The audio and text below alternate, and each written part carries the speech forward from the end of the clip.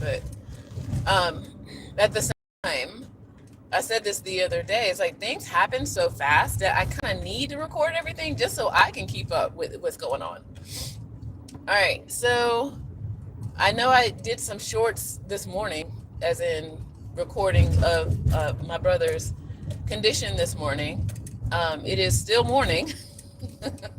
I had an appointment to make for work, and then this is also an effective hack for your life. All right, so I had the luxury of scheduling my appointment at a location where I was also looking to find some caregiver support for my brother, because I was, already doing that research.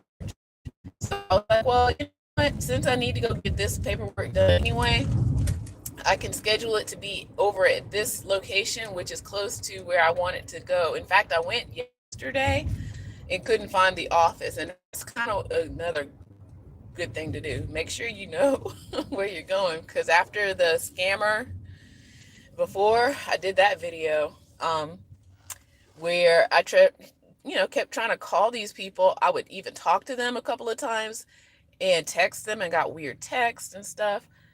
I don't want my time being messed with, quite honestly, especially when my brother's health, or anybody's health really, is concerned. Like, I don't need my time being wasted. Okay.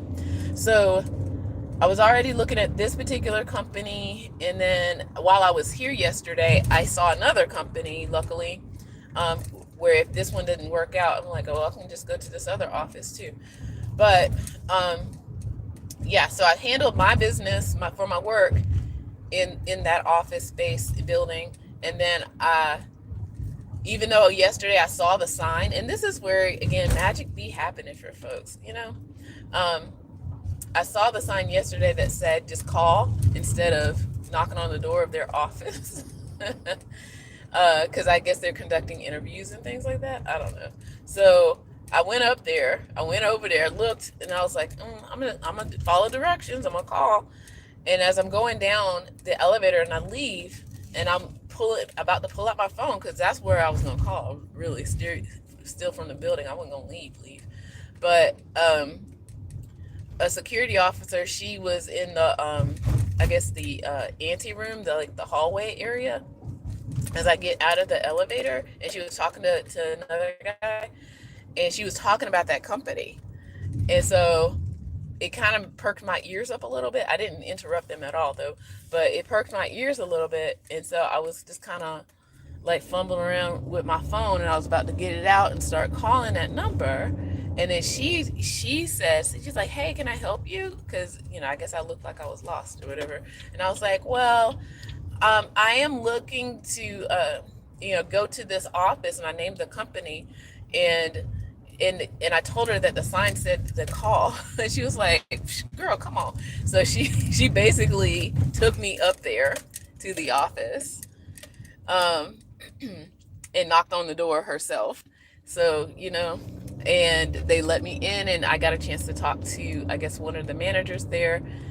And I told them my situation with my brother, and they were like, okay, yeah. So one of my big concerns was, a lot of these places, they advertise for like older people, and my brother's 48. He's not old, and he's not in physical, he's not in physical impairment.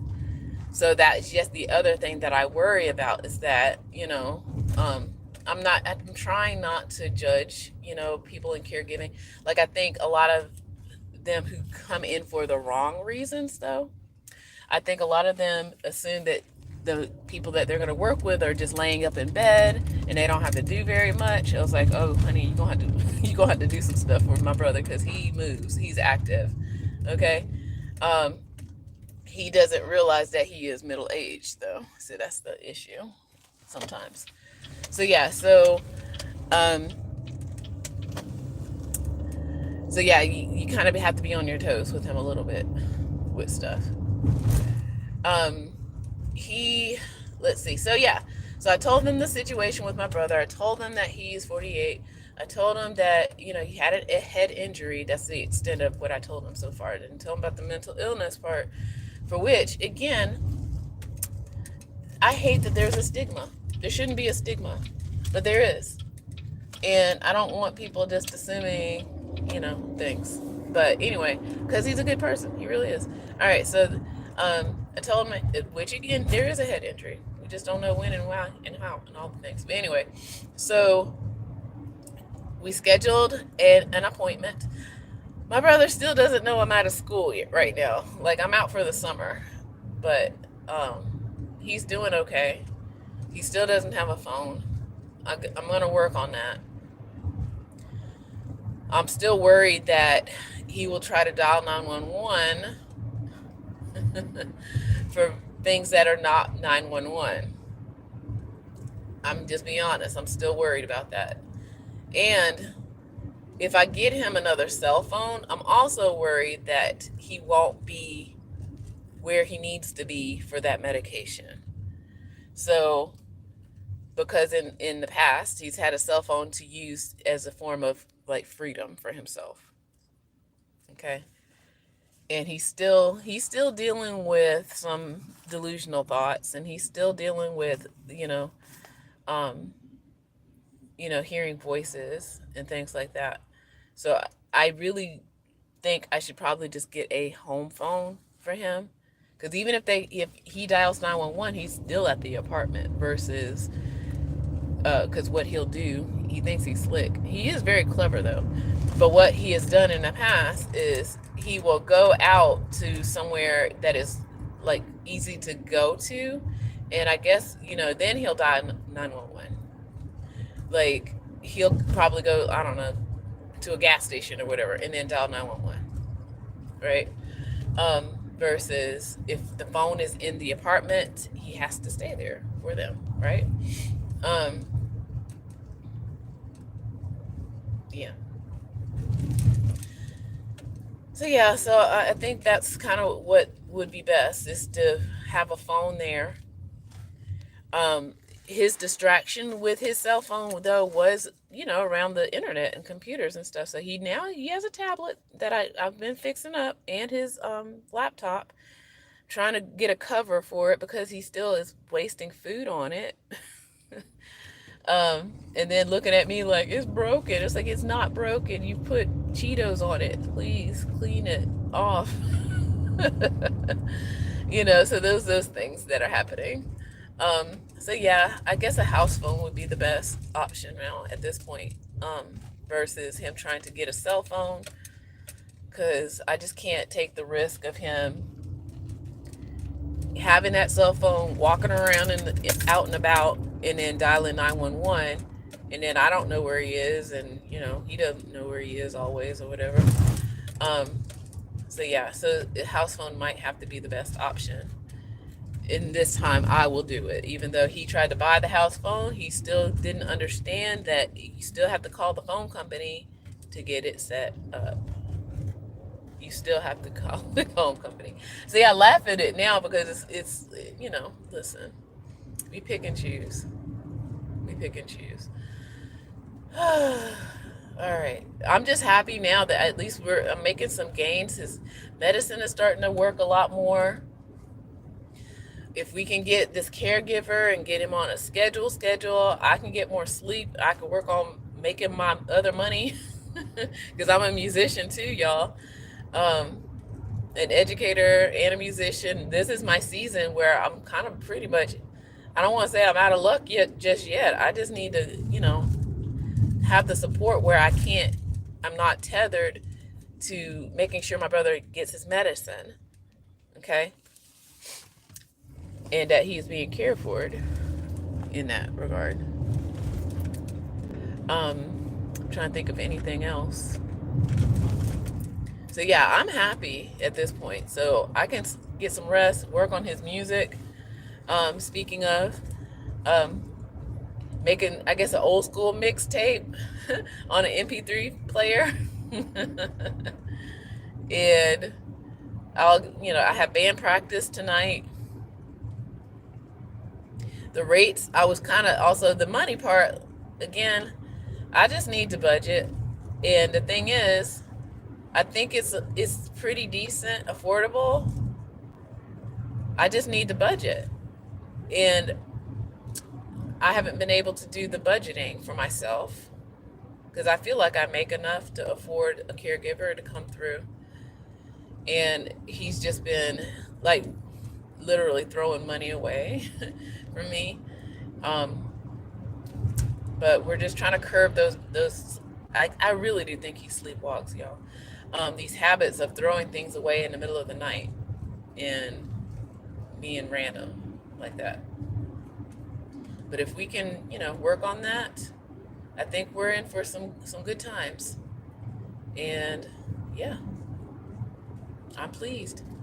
Now it's still not even noon yet, y'all. Like this is where the early risers. Oh yeah, so let me reiterate what I said for being efficient.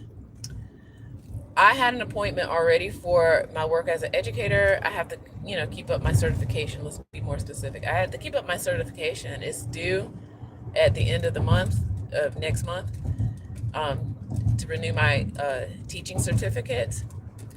And so part of the new process is to get fingerprinted. And usually we would have been able to do that at the district.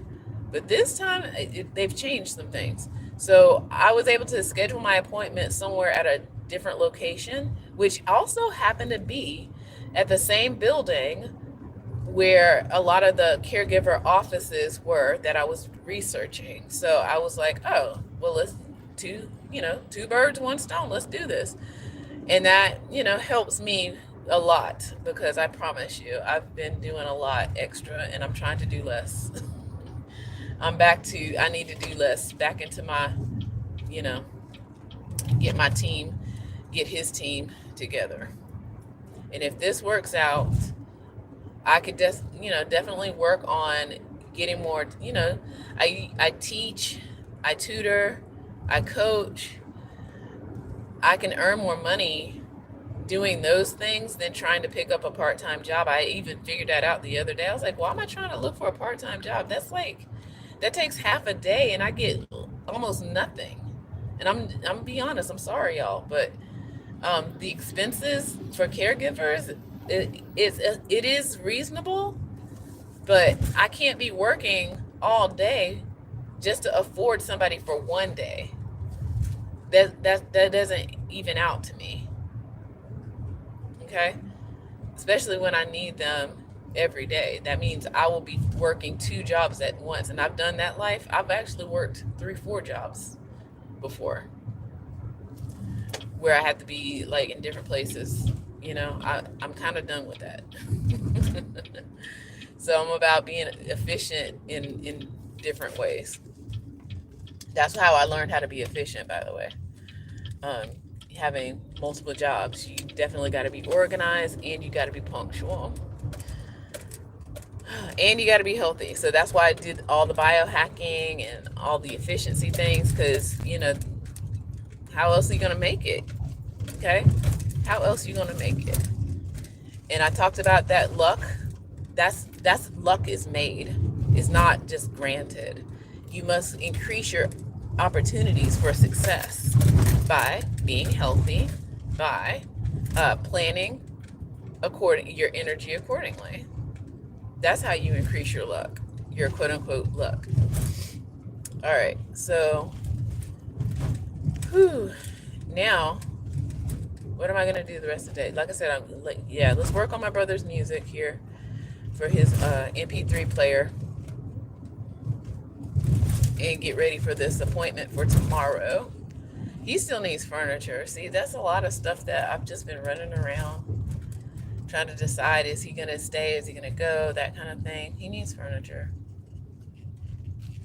Maybe this summer is where we find his furniture. Okay. All right, friends. With that I say, take care. Bye.